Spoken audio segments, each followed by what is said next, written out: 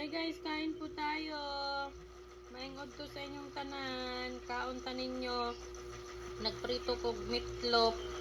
Nya, may bagoong pa man ko nabilin. Nya, may paksiw pa kong nabilin. Usa na lang ni kabuok.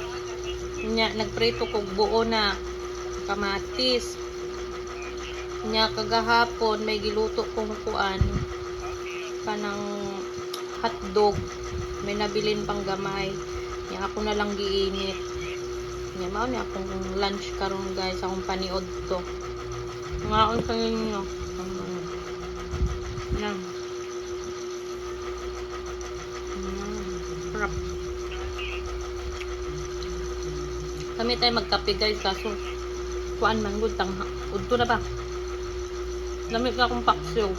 Hindi man ni siya paksiw. Nagadubo na ako ni siya ba. Nagadubo na ako siya. Na 2 days. Di ba? Pagpalit na ako, niluto na ako karong adlaw. Way pa na akong kana. Ipa, inan ka na akong siyag maayo. Nantod pagkaugma. Mga udto, duha ka adlaw to nga. Saka pa na ako kauna. Saka pa ko nagkaon og paksiw. Ano yung adobo ba? Nagagmay, nagalunggong. Dahil niya kahit siya. Adobong galunggong. Ngayon pa nun. Kain po tayo.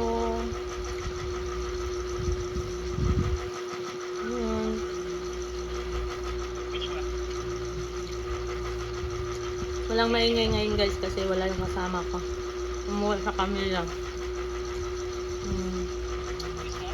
Tapos yung asawa ko medyo busy din ngayon sa work. Harap ng kamatis guys.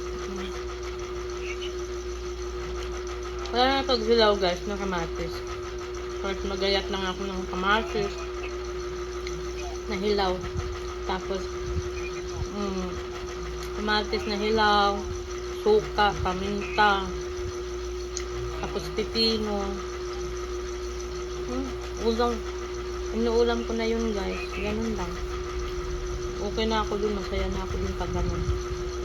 Mas gusto ko po yung mga ganung ulam sa karne. Kasi hirap.